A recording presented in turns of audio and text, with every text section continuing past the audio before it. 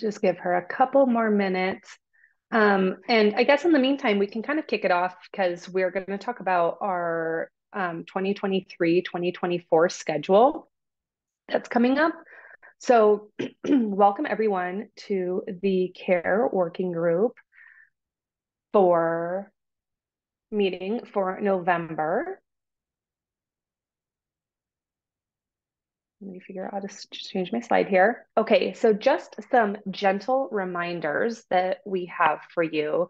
Then I'll open it up for anyone else who wants to make a plug for reminders for their groups. But we want to have renewals for SIOP membership for 2024. A lot of times people forget and then they stop getting emails and notifications. So if you are due, make sure that you re-up your SIOP membership for 2024. We know there's a lot of benefits and great educational opportunities through SIOP. So make sure that you don't let your membership lapse. The next is we have a Women Leaders in Pediatric Oncology Networking Roundtable that's going to take place on December 15th. The registration date, if you want to participate in that, is December 5th. So this is an amazing opportunity to network and learn from some really amazing women leaders in SIOP. So I think it's going to be just a great opportunity if you'd like to register for that. Next, there's a call for applications for the 2024 Quality Improvement Nurse Scholars. Applications for that are due on December 15th. And we're actually going to hear from some of our QI scholars today from 2023. So that'll be a great kind of insight to what type of projects you might be working on. Are there any other announcements that anyone else would like to throw out there? I think the other thing that would be helpful, and I know it's going out in different ways, but the SIOP Asia meeting, which is in June, as well as the SIOP Africa meetings, just sharing those dates with deadlines for abstracts, et cetera. The sooner the better, in terms of people thinking about it and working on it, as well as Hawaii. Just so people are Yes. putting things together, because doing it last minute doesn't help. Yes, I love that. That's a great idea, Linda. And so I will grab those and put them in the chat today. So that's a great idea. Are there any other deadlines that are coming up that anybody wants to share?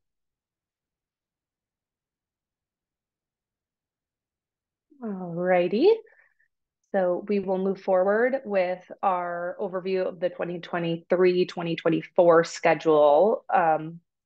And this is our agenda for today. We're going to talk about the 2023-2024 schedule. And we are also going to have amazing presentations from three of the nurses who presented at SIOP. So we have Mavis, Dilnasheen, and Wendy, and the title of their presentations are here. I actually was fortunate to meet all three of these nurses at SIOP, and Dilnasheen was actually, I was one of the nurse ambassadors, and she was psyched to me. And so we got to spend some quality time at SIOP, which was so amazing. So, and this was in Ottawa. So I am really excited that we have another platform for these nurses to present their work.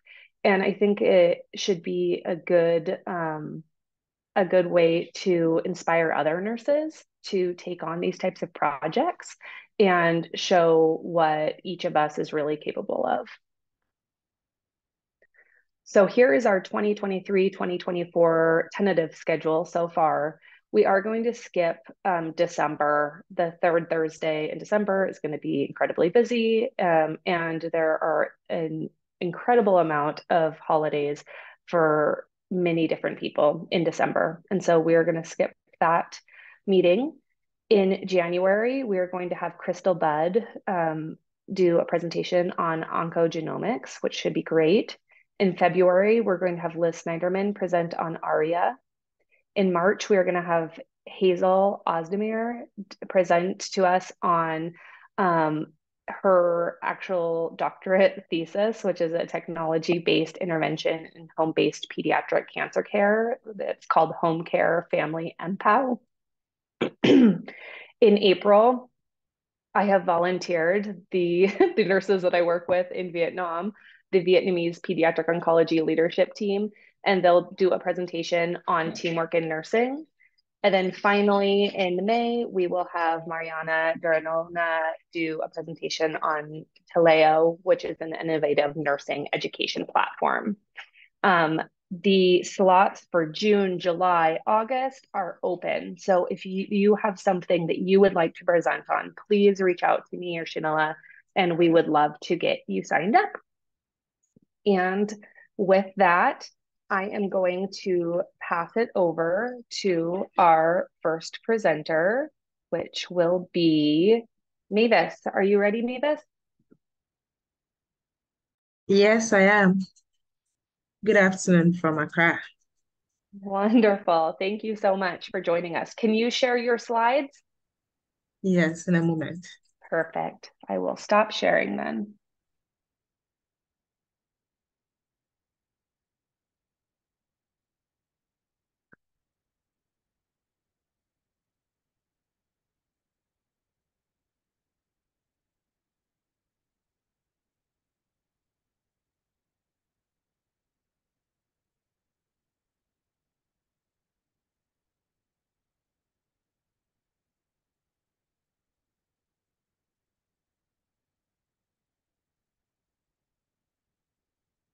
I hope you can see my screen now. Yes, we can. We just need, you can just put it in presentation mode when you're ready, and that would be great.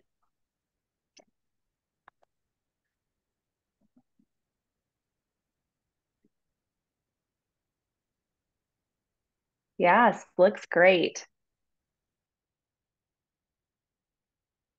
Okay, so is it still the full screen? Yep. Okay, then we are ready to go. Yes, we are. So I'm happy to have the opportunity to share my QI project with everyone else once again. So my project title is Implementation of Pediatric Early Warnings Course at the Greater Accra Regional Hospital in Accra, Ghana. And Dr. Nihad Salifu, Rosemary Elompwansa, Patricia Boama were my teammates.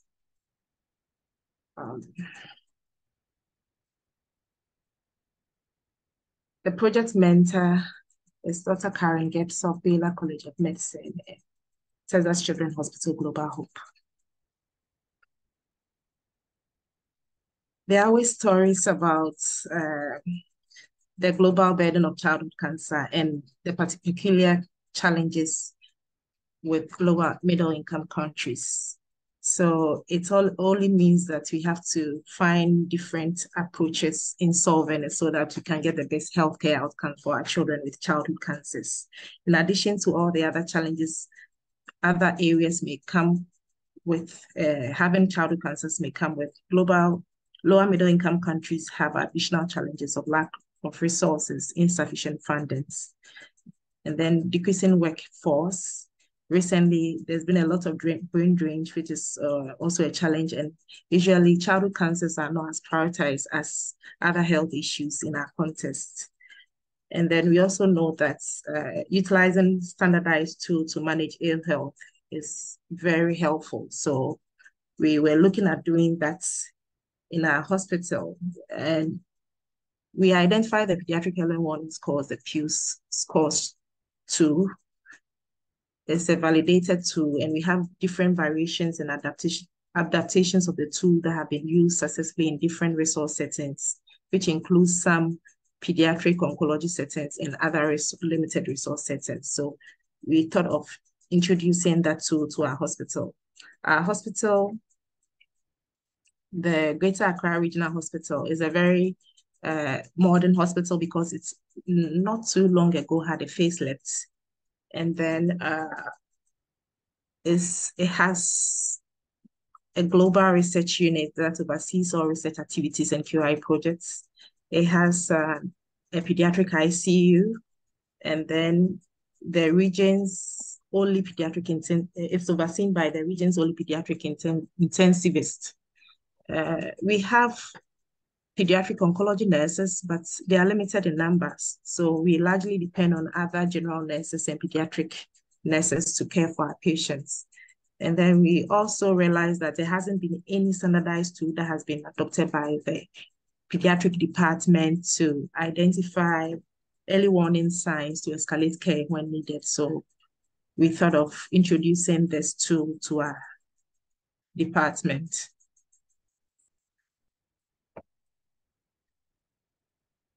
Our QI project was guided by the model for improvement, which consists of a plan, do, study, and act cycles. And I'll talk through it as I go on. The project scope was, the project was mainly focused on our emergency and hematology oncology wards of the hospital. And then we wanted to improve early detection of decompensating patients between the ages of 0 to 18 years within the months of May and September 2023. Because it's a major practice change, we set very achievable and realistic aims. And the first aim was to educate 70% of our nursing staff at the pediatric emergency and the pediatric hematology oncology wards of the hospital by 1st June 2023, and then to implement and appropriately document the use of the PEWS scoring charts for 50% of the audited charts of hospitalized patients by 30th September. The potential benefits. These were the benefits that we hope to gain after implementing our KI projects.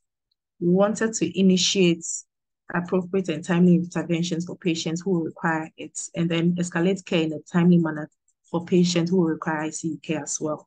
And then generally to improve nurses' knowledge on recognizing danger signs and how to effectively manage them. And to do this, we wanted to get everyone involved. The doctors, the nurses, the patients, the caregivers, and all members of the multidisciplinary team. So for our first month aims, these were some of the change activities that we wanted to undertake to make sure that we are successful. And the team members responsible for that were the project core team members, Dr. Koko Amegaho, and then Dr. Kilba, who is our head of departments. Activities included creating the content and organizing logistics needed for the training, and then going through the training. So I have here a pictorial presentation of the training. It was, as you can see from the pictures, it was very practical. So we had different case scenarios for participants to go through it and then try their hands at scoring for PEWS for the patients. And then in addition to that, they were taking through communication, how to communicate their findings, and then what interventions were needed. So we had 2 days of training for nurses. And then additionally, we had a day for training for physicians as well. So in addition to the training we did for the nurses, the physicians were also taught everything else. And then they were also psychologically prepared for what the different scores meant and when their attention was likely to be sought after a scoring was done. After the training, we started the documentation. So we included the PEWS scores to our documentation, patient admission documentation, and then we started taking some data and doing some audits to make sure that it was being practiced well. So people responsible for this were the team members, and we identified some change agents in nursing staff. In fact, everyone has been on board, making sure we are successful at doing this. So this slide shows our PEWS charts. This was adopted from the Korle Bu Teaching Hospital, who has already implemented that and is being used. So it has the various elements for charting or scoring. And then I want to draw your attention to the key box below the screen here. So I'll highlight it. It has the action keys for the scoring. So it shows the nurses what action steps to take after they obtain a particular score. These are the measures we follow to make sure that we were successful. So for this one, we look at the pre-test and post-test scores to see whether the nurses gain any knowledge. And on this one, we took some data to make sure that the Pews charting was done accurately. And then they went to see whether there are omissions and see how to reinforce the implementation strategies. Our timeline. So between May and June, we did a training and then we started using the Pews for our patients. So in June, we reinforced implementation strategy and collected post-implementation data. I can say it's an ongoing process. We've evaluated, we are still re-evaluating and still reinforcing implementation strategies as I speak. So it's a continuous process. We haven't stopped. But these were the initial timelines we were working with. So let me present to you some data from our training. So for our first batch aim of training 70% of nursing staff, we ended up training 73.3% of our nursing staff. So 22 out of 30 were trained. And additionally, we trained 17 nurse residents who were on the ward for training, and then 24 doctors in all. And these were some of their characteristics in terms of their years of experience and the sex. Obviously, there are more female nurses than male. And then for their pre-test and post-test, there was an average of a higher post-test than, we had a higher average post-test score than a pre-test, showing some knowledge gain. So our first goal was met. And for our SMART Aim 2 of Pews documented for 50% of audited charts. We have presented here two of our audits. The first one, we realized only 20%, and then by 27th, we obtained 50%. So our second SMART aim was also met as well. So these are some general feedback we've obtained from implementing the Pews scores or charting. Most of the nurses acknowledged that they were more intentional in the assessment with the introduction of the tool, and then it has been incorporated into the orientation of new nurses and students so that they are familiar with what is being done. In fact, the entire medical team acknowledged that it has been helpful in picking patients who will require escalated care. The lessons learned from doing this project is that there will be staffing challenges. It affects all QI projects. For now, the additional challenge is training new staff and working on maintaining the competency of staff who are already trained. So it's a busy unit. It's used as a teaching facility. So new staff come in and go all the time. So we have to make sure that the standards are not lowered in any way. So we are still working on it. And then the new knowledge gain from my colleagues who were also doing different QI projects at different settings, and then the project mentors who were so dedicated and so helpful in sharing the knowledge that they have with us so that we are successful. I was particularly excited when the residents told me about her intention to just start using this tool in her own facility as well.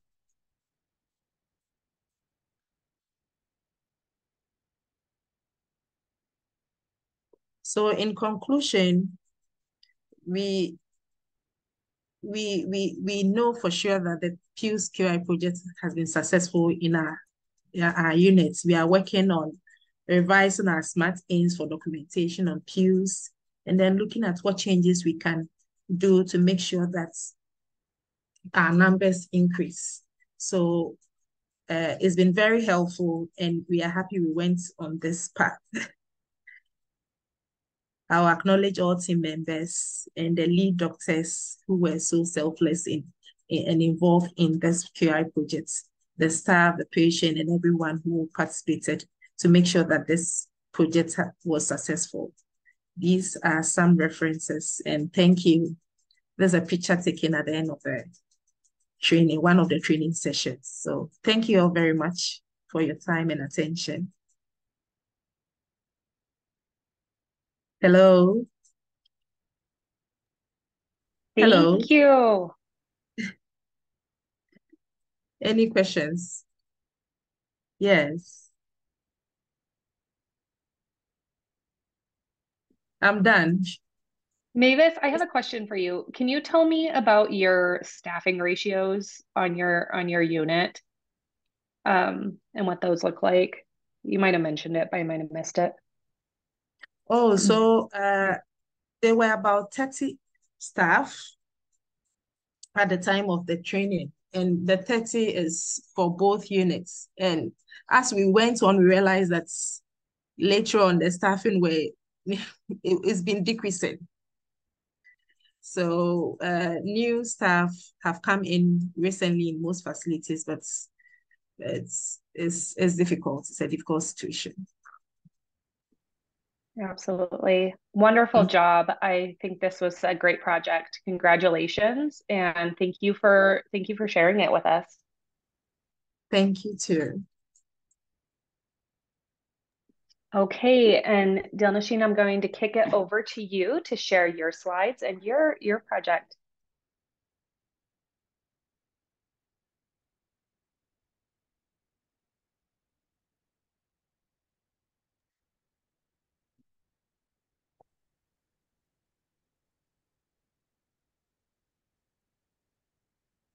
Dilnasheen, you're muted.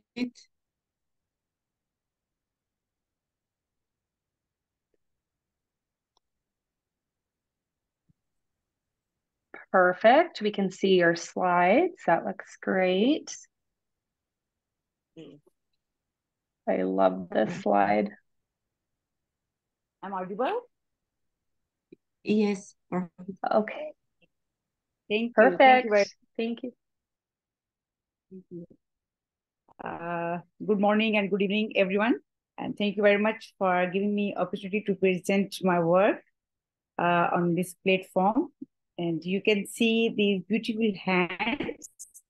And these are the bright and colorful hands of our pediatric patients, which show strength, power, and willingness to fight against cancer. And on the other side, these hands show strength of our healthcare workers. No harm to patient with our hands. I'm Dilnasheen Safdar, and I'm head nurse hematology oncology unit, Institute of Blood Diseases and Bone Marrow Transplantation, Pakistan. This is my unit, that is National Institute of Blood Disease and Bone Marrow Transplant.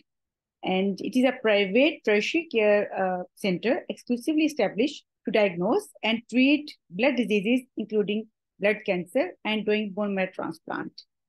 And our institute is one of the biggest hospital in Pakistan who is doing the bone marrow transplant in pediatric patients. You can see our one patient who is receiving chemotherapy in the unit. So this is one of our senior nursing staff who is changing the dressing of central line. And because my topic is related to the infection control, which is the knowledge of standard precaution, which is most important pillar of the infection control. So I want to know the knowledge of standard precaution among the nurses in public and private tertiary care hospital, Lahore. So my aim of the study was that to assess the knowledge of the nurses who are working in the private and public hospitals in Lahore, Pakistan. So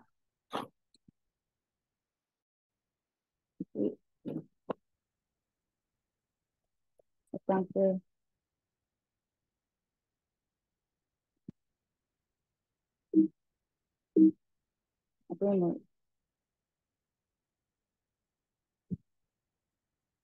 Can I change the position of the slide? Because Sorry, what was that, Dilmachine? Actually, I can't see my slides here. I don't know why.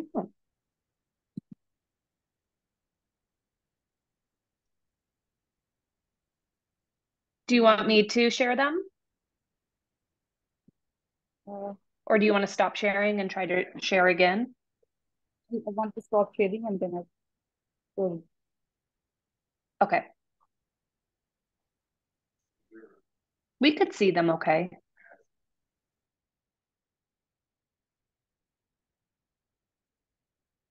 Yes.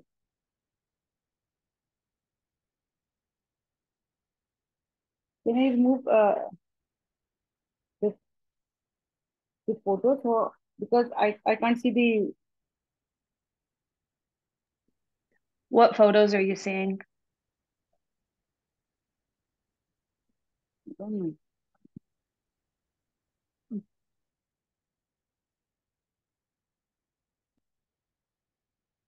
Mm.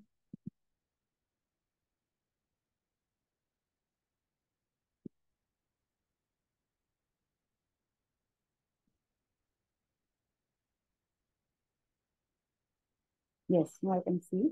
Okay. So sorry.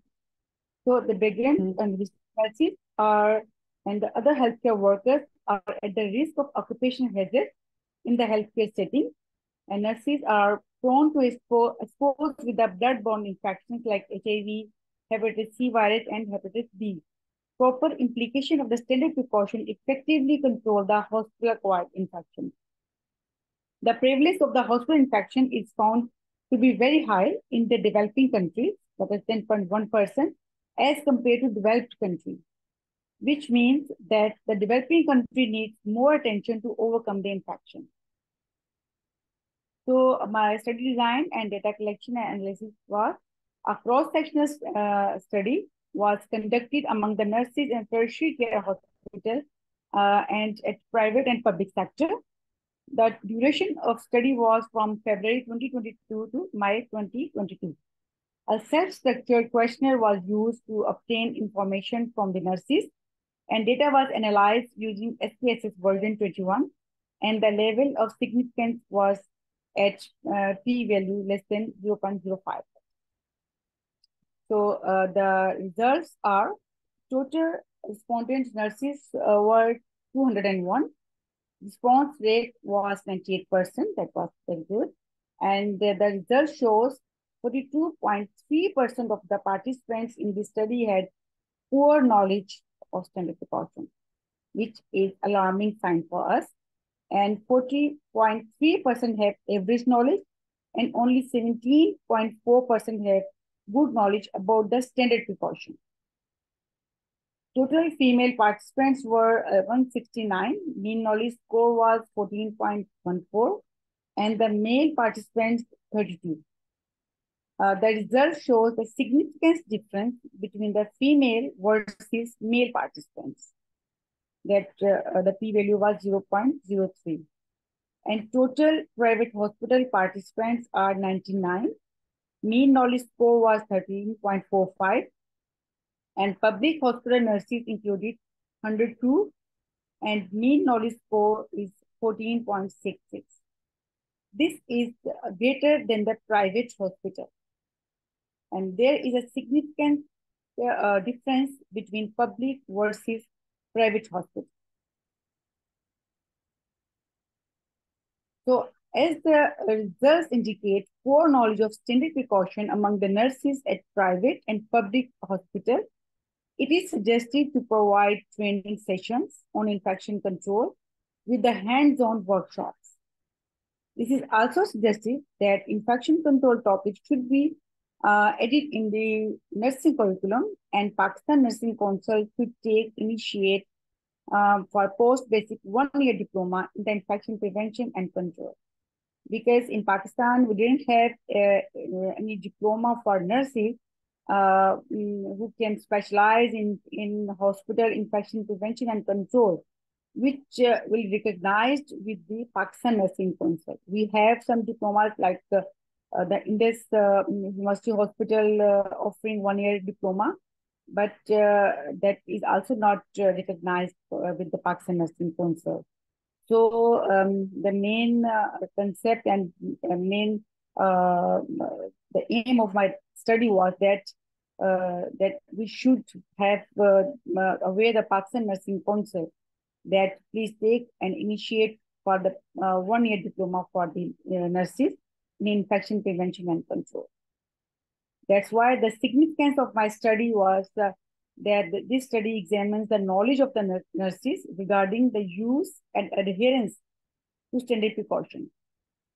The finding of this research study will be helpful for the healthcare system, health policy makers, the higher hospital management, and other stakeholders to construct policies and implement standard precaution among the healthcare professionals. The findings will help the nurses and other healthcare professionals to get a thorough understanding of effective use of standard precaution in their practices and make themselves healthy and their patients and healthcare workers safe. And as you see in my project and in my study that in government sector, in the public sector, nurses have better knowledge than in private sector. In my point of view, and as I know, and I talk to the nurses, that they are more qualified because for getting the government job, they have to study for maybe that post are in BSN or specialize in some areas that in pediatrics or other settings. So they are more qualified, but due to overburden of the patients, due to that they are very high level of the patient in the public sector, so they are not doing all the practices they know. But in as compared to in private sector, the nurses are not much qualified as compared to the government sector. So that this is also, I came to know in my study that if the nurses have knowledge and also the skills, the hands-on practice, then they can do better for the patients. So these are my references. And thank you very much for your attention. If you have any questions, then you can ask. Thank you. Wonderful job. Thank you so much for sharing that. And I love how you tied it back to health policy and really making policy changes for not only for patients, but also for healthcare workers and for nurses to make it safer for everyone. So amazing job. Thank you for sharing with us. Thank you. Okay, Wendy, we will kick it over to you for our last presentation.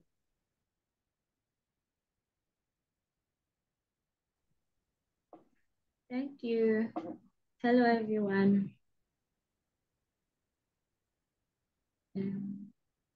Hi, Wendy.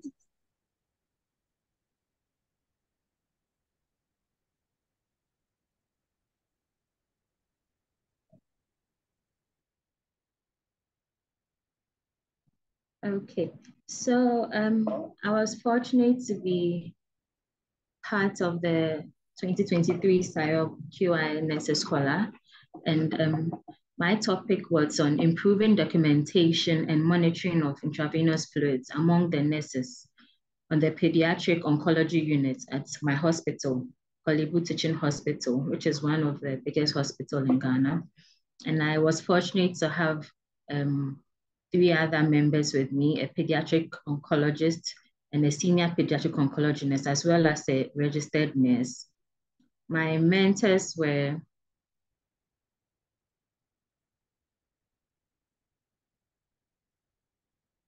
Lisa, Morrissey, and Glenn, and they were very, very helpful. So taking up from 9 nurses in my unit, I realized that majority of patients were not receiving or were getting less amount of fluids. And this became a major concern to me and some of my colleagues at work. And knowing that we use peripheral veins or the peripheral access to give our fluids, it became a very, very big concern. So we all know that fluid management is an important component when it comes to oncology nursing care. And it's essential to properly monitor and document all the fluids that are administered to our patients in the units. So on the Korle Bu Teaching Hospital, and as I said, I observed that this was a very big concern.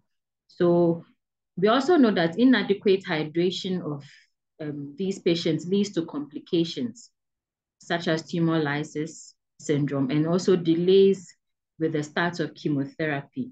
Once the delay of the start of chemotherapy comes in, then the patient tends to prolong their stay, long hospitalization, which also is also not good, and it affects them a lot. So this project was aimed to improve upon the fluid management and also train nurses on the importance of fluids, documentation, and administration and monitoring of these patients when they are on admission. So my team and I use this model of improvement to guide the development of our work plan for the patients. And this model of improvements consists of the plan, do, study. So with the plan, our project scope was to ensure that patients on chemotherapy receive the prescribed amount of hydration or fluids as evidenced by appropriate nurses monitoring and documenting, accurately documenting. So this is the current, this is an example of the fluid documentation on our units. This monitoring was not done hourly or it's not done regularly. We can see that the child was to receive 3,000 meals in 24 hours, but then was able to get 2,500 meals in 24 hours. So we came up with 2 SMART aims.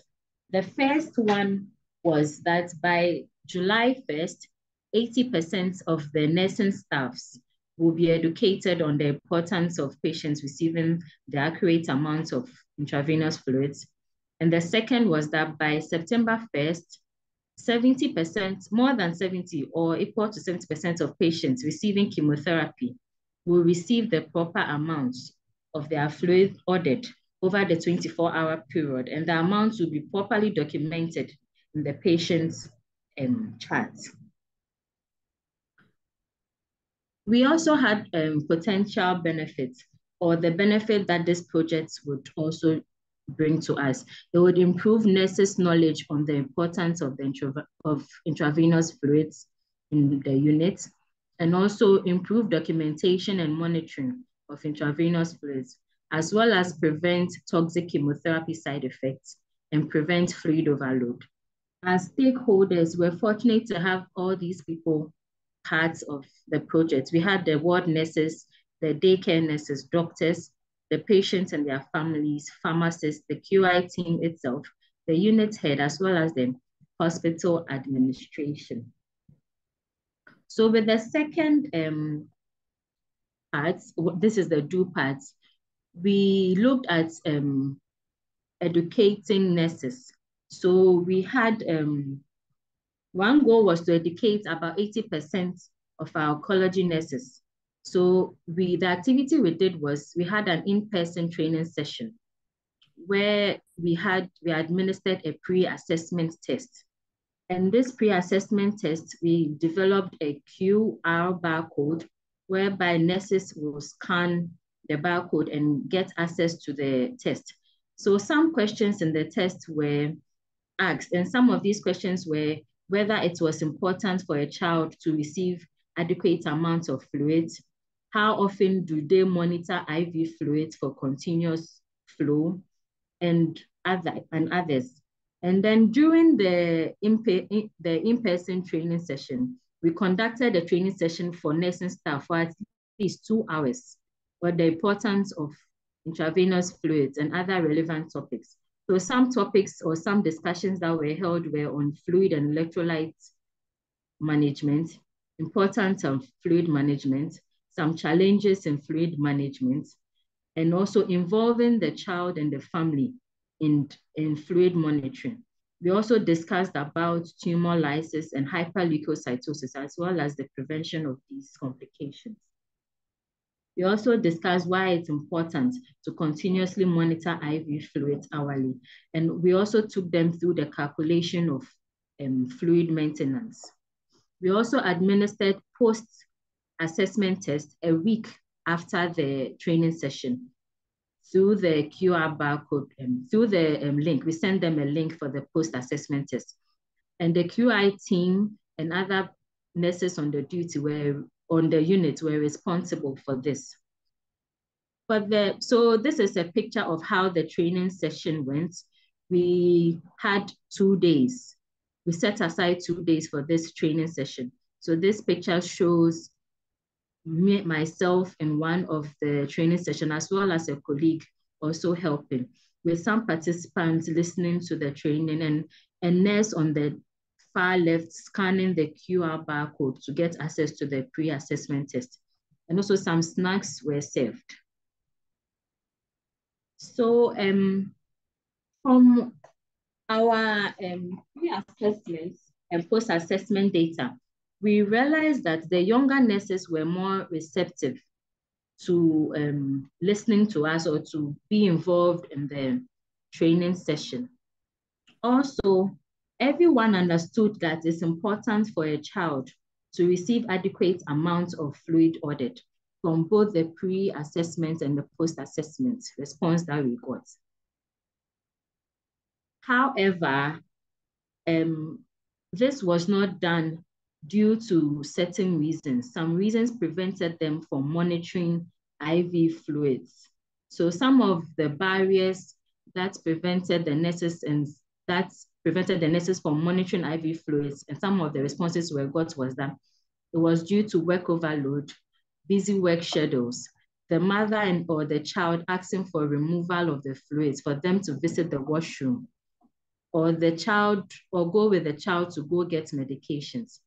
Or maybe you may have other things to do. Sometimes due to emergency and significant work overload, when the patient's IV line is not intact, when there are no IV fluids available due to work overload, most times the patients on the ward are more than the nurses on duty per shift.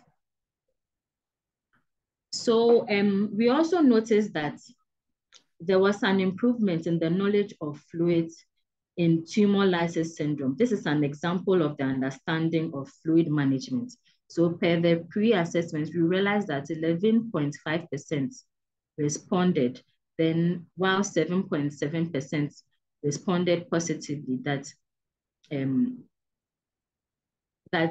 fluid overload cannot be a possible side effect of tumor lysis.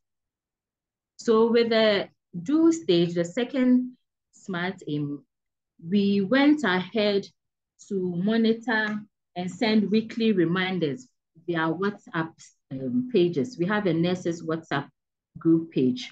Then we elected one nurse to conduct a chart review of 10 patients twice a week, every other week in the month of July and August.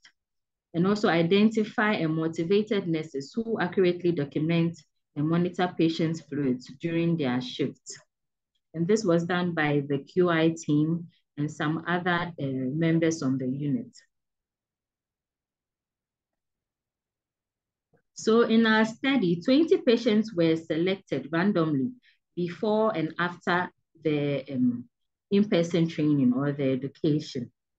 And we used patients' notes and fluid charts to assess. So we reviewed 10 patients' charts 2 times a week, every other week, before the pre-education or the training.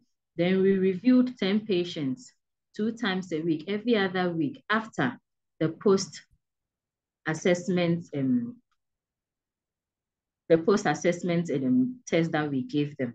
And also, we went through the patient's fluid charts. We edited all edits were done by the QR team members.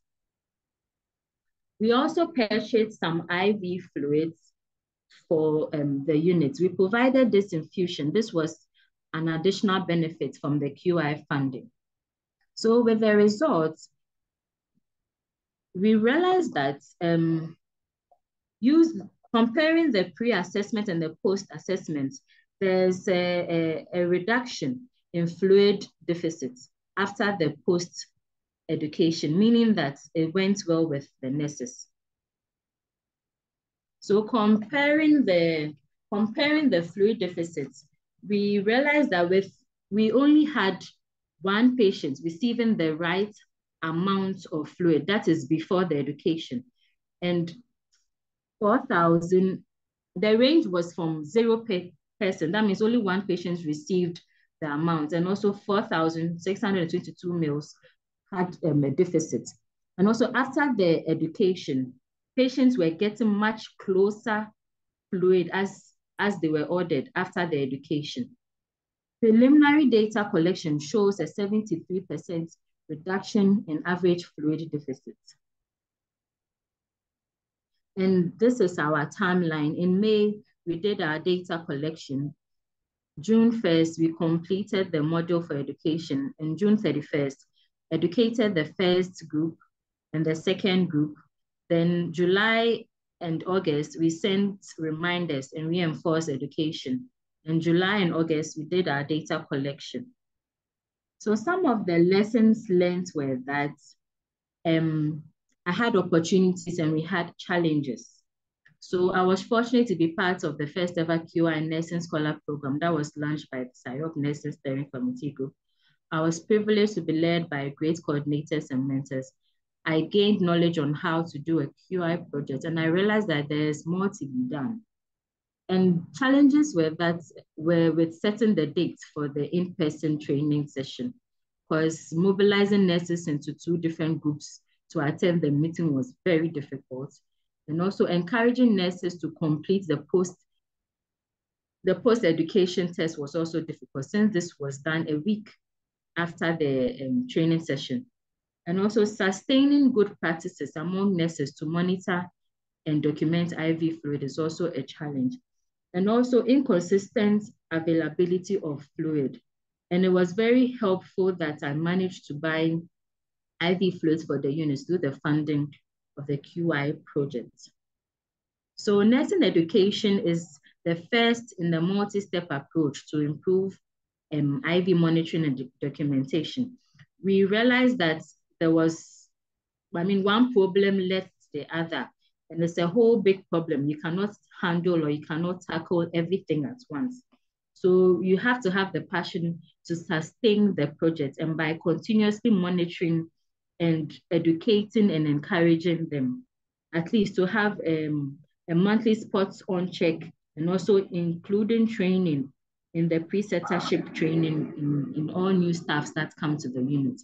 And also team projects promote excellence in care of children with cancer. And I'm glad that my project has also yielded the intended purpose. Thank you. Wonderful job, Wendy. Thank you so much for sharing with us. Thank you. I just want to thank all 3 of you for sharing your work. You've all done amazing job, not only with your projects, but also with your slides, with your presentations. And I just really appreciate you sharing it with us. Does anyone have any questions for anyone?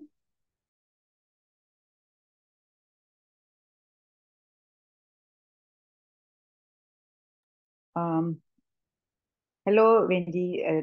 It's very nice and wonderful presentation. Actually, I want to ask, do you replicate or you share with the other institute in your country or city the same project, or you educate other nurses, or only you educate your own nurses? I'm Dilnishin from Pakistan. Thank you, Dilnishin. So this project was aimed for nurses just on the pediatric oncology units at Hollywood Teaching Hospital. So it was just for nurses in my units. Yes. Okay, only for your nurses. Yes, only for my unit. The other units, like Yes. So only okay. We were happy also to have about 2 or 3 nurses from the emergency department. So we do get our patients going to the emergency unit. So we saw it necessary for them to also participate in this workshop since they needed to know about hydrations, why it's important to put or for a child to get the right amount of fluid. So it was for Korle Bu, but we had about 2 or 3 nurses from the emergency units. Okay, that's nice. So in future, do you have any plan to form a curriculum or a booklet, or you can say the educational material for the nurses, that how you manage all these things, and you visit other institute or other departments to educate the nurses? Do you have any plan, uh, or it is restricted in your project that you are only bound with your pediatric oncology unit? Yes, thank you very much. So we do have plans to include this training into our orientation package or workshop package when we get new staffs to educate them about the importance of fluid management. And as well as we are continuously monitoring and also monitoring fluids as well. This QI project is a continuous project. So my team and I are doing that as well. We haven't stopped that, but there's a plan on that, as well as future plans to also develop a checklist to also document fluids. Yes. Thank you. Very nice. Because the beauty of this project will be that educate all the nurses. Thank you. It's nice presentation. Thank you very much, Donashine.